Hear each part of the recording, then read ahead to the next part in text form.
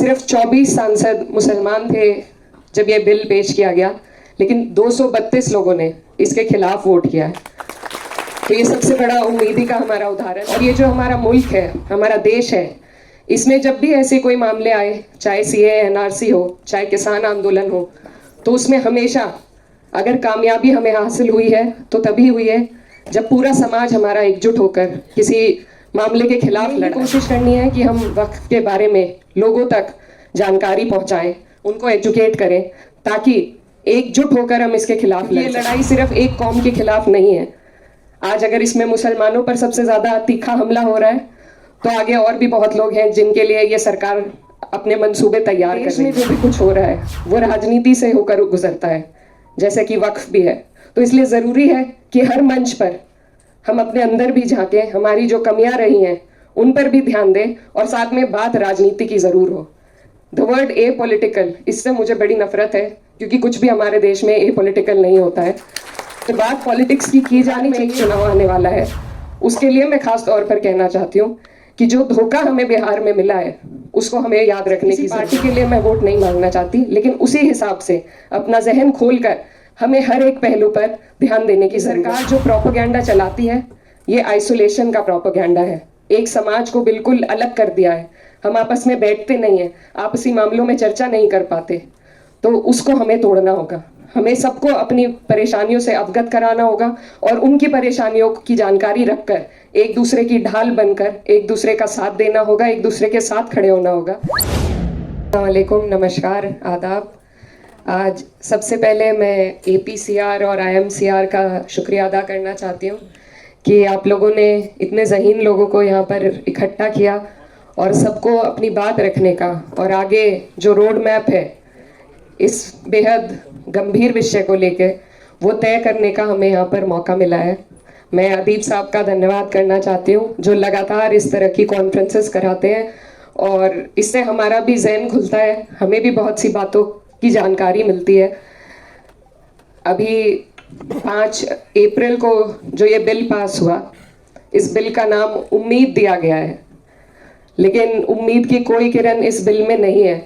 पर फिर भी मैं अपनी बात अगर किसी मुद्दे पे करना चाहती हूँ तो वो उम्मीद के मुद्दे पे करना चाहती हूँ, क्योंकि नाउम्मीदी कुफ्र है, तो हमें उम्मीद रखनी है। और इसका सबसे बड़ा उदाहरण ये है कि सिर्फ 24 सांसद मुसलमान थे जब ये बिल पेश किया गया, लेकिन 232 लोगों ने इसके खिलाफ वोट किया है। तो ये सबसे बड़ा उम्मीदी का हमारा उदाहरण है। और ये जो हमारा मुल्क है, हमारा देश है, इसमें जब भी ऐसे कोई मामले आए, चाहे सीए एनआरसी हो, चाहे किसान आंदोलन हो, तो उसमें हमेशा अगर कामयाबी हमें हासिल हुई है तो तभी हुई है जब पूरा समाज हमारा एकजुट होकर किसी मामले के खिलाफ लड़ा है। आज जैसा नदीम भाई बता रहे थे, प्रशांत भूषण जी ने कहा कि वक्फ की जानकारी बहुत से लोगों को नहीं है, तो हमारी सबसे पहले कोशिश यही होनी चाहिए कि हम जागरूक करें, इन्फॉर्म करें, एजुकेट करें वक्फ के मुद्दे पर अपने सभी हर तबके के लोगों को, क्योंकि जब तक हम एक दूसरे की ढाल नहीं बनेंगे हम इस सरकार से नहीं लड़ सकते। और साथ ही मैं ये भी कहना चाहती हूँ कि इसमें सबसे बड़ा रोल मुझे नहीं लगता पॉलिटिशियंस का होगा, नेताओं का होगा, पार्टियों का होगा। इसमें सबसे बड़ा रोल सिविल सोसाइटी का हो सकता है। तो आज यहाँ सिविल सोसाइटी सब पूरी मौजूद है, अलग अलग तबके से लोग यहाँ पर आए हैं, और हमें ही कोशिश करनी है कि हम वक्फ के बारे में लोगों तक जानकारी पहुंचाएं, उनको एजुकेट करें, ताकि एकजुट होकर हम इसके खिलाफ लड़ सकें। क्योंकि ये लड़ाई सिर्फ एक कौम के खिलाफ नहीं है। आज अगर इसमें मुसलमानों पर सबसे ज्यादा तीखा हमला हो रहा है, तो आगे और भी बहुत लोग हैं जिनके लिए ये सरकार अपने मंसूबे तैयार कर रही है। तो इसीलिए जरूरत है हमें सबसे पहले बात उम्मीद की करने की और बात एकजुटता की करने की।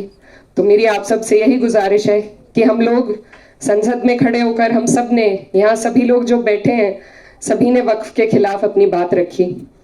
हम कामयाब नहीं हो सके क्योंकि हमारे पास नंबर्स नहीं थे, लेकिन ये लड़ाई अभी भी चल रही है, कोर्ट में चल रही है, और मुझे उम्मीद है कि हमारा कोर्ट इंसाफ करेगा। अभी फैसला रिजर्व रखा गया है। अब अगर बात करें कि हमें इस दौरान क्या करना है, तो इस मुद्दे पर हमारी कई बार बात भी हुई है, और इसमें कोशिश यही है कि जहाँ एक तरफ उम्मीद है वहाँ दूसरी तरफ तैयारी होनी चाहिए, क्योंकि ये जो सरकार का मंसूबा है ये पूरे देश में एक एडमिनिस्ट्रेटिव केओस पैदा करने का है।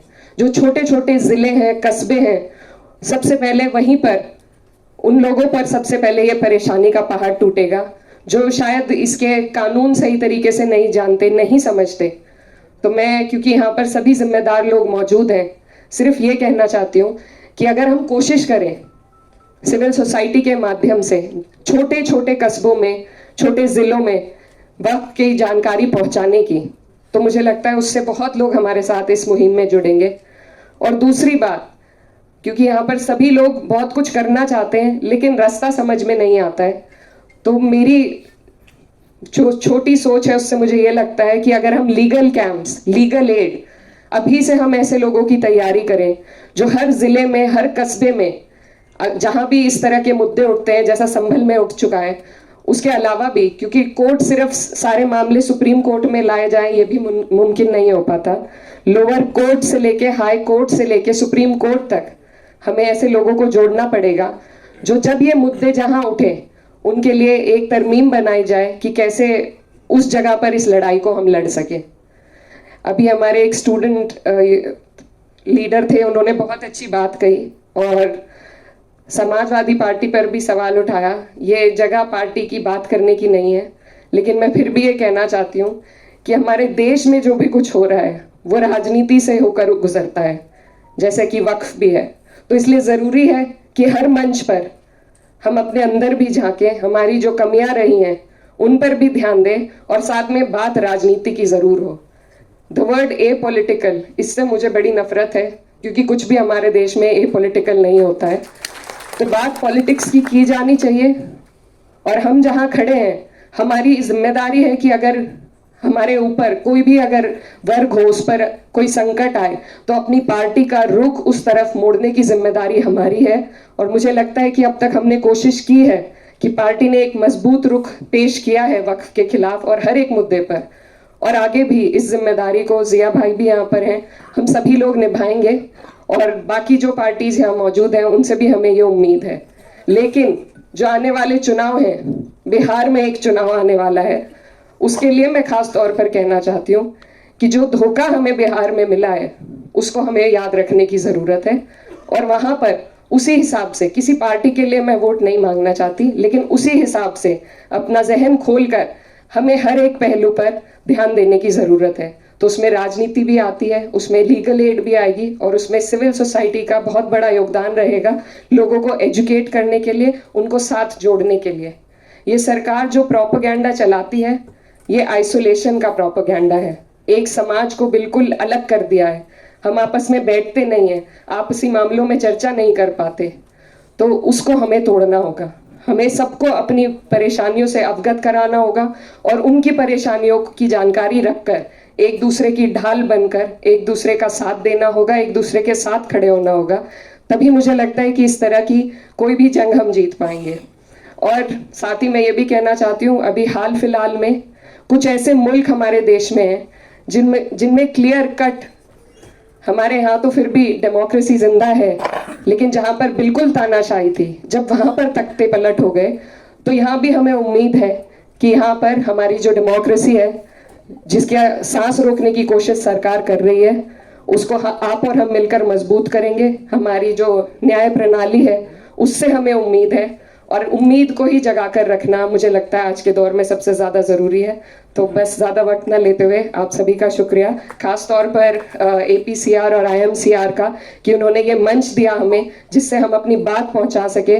और यही कोशिश करनी चाहिए कि ना सिर्फ दिल्ली में बल्कि जो छोटे शहर हैं हमारे, जहाँ सबसे ज़्यादा ज़रूरत है लोगों को इस बारे में एजुकेट करने की, उस पर भी नदीम भाई और सब लोग मिलकर काम करेंगे। बहुत बहुत शुक्रिया, धन्यवाद।